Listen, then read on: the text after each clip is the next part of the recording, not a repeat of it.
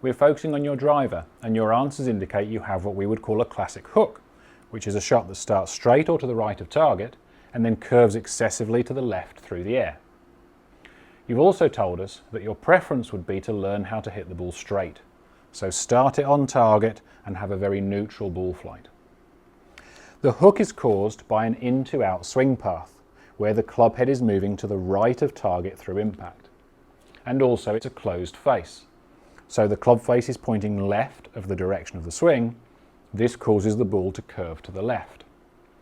So for a straight ball flight, we need a neutral swing path where the club head is travelling pretty much straight towards the target, and we need a very square face.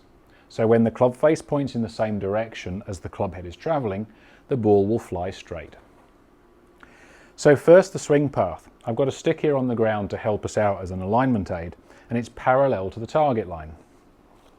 Now on the way down, what you'll notice is the more I get the club shaft angled inwards in relation to this stick, the more likely and the more severely I would be able to swing from in to out. On the other hand, if I can get this club shaft to come down a little bit closer to the stick or on it, the club head is going to approach impact from less inside the target line, and that means it will be much easier to curve it around to straight. So the first idea would be, if we can get the club head reasonably neutral instead of too far behind us, it's going to be much easier to get a straighter swing path. Number two would be the closing of the face. So we start off with a square club face, and during the backswing the club face is going to open, and this happens by twisting the club to the right. You can see the toe moves back away from the heel, and this would be the open club face. Now on the downswing, if you're hooking the ball, what you've done is rotated the club in the opposite direction too much, so by the time the club gets to the ball, the toe has actually overtaken the heel and the club face is closed. So the job to do with the club face is to have the face open as it does normally, which it does with every golf swing, but just delay the closing. So if we can delay the closing of the face, we should end up with a squarer club face. Obviously, if we delay it too much, the face would be open, the ball would curve to the right. One of the key elements here that controls both of these things is what most people call the pivot, or the rotation of the body, in this case during the downswing towards the target. Now this has a direct relationship with swing path and club face. If I take the club to the top and I swing down without turning my body to the target, it's going to be very easy to get the club down behind me, which increases the in to out path. On the other hand, during this downswing, if I had been turning my body towards the target, what happens to the club is that it's transported out towards the target line.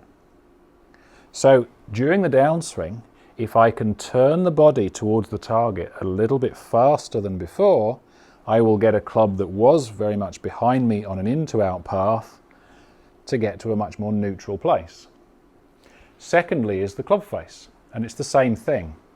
So during the downswing, if I'm a little bit slow with the body, my hands have a very easy time of releasing the club early and flipping the face closed. On the other hand, if I can speed up the hips, the hands have a much harder time of closing the face, which means I'm delaying the closing of the face, and that's going to reduce the curve to the left. So the key to this change of a hook to a straight shot will probably lie solely in the turning of the body to the target. But we can do it in stages. So the first feeling would be the downswing. Up to the top, pull the arms down on their own and see the club behind you, then go back up to the top, and as you pull the club down, turn the hips. And what you'll find is the entire body turns to the target, and the club goes from very much behind you to more on the target line. Secondly would be into impact. From here, if you don't turn the hips any further and just use your hands to move the club head to the ball, it will be very easy to rotate the club and get the toe to arrive at impact first, which is a closed face.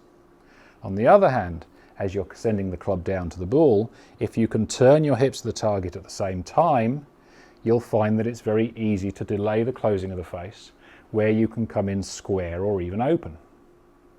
So we've got a rotation of the body to the target to get the club more neutral, and then another continued rotation to stop the face from flipping closed.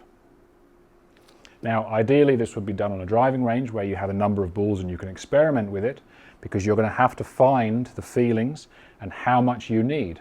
You can have too much of a good thing and overdo it and end up with the club further out than you want and more open than you want. On the other hand, you might feel like you're doing it and you're not doing it enough. So it's good to have a good number of balls to be able to experiment and add and take away the intensity. But ultimately, this one movement should be enough to neutralize the swing path, neutralize the club face, and hit straighter shots. So let's give that a try. Turning the body for the neutral downswing and turning the body to stabilize the club face for a straight drive.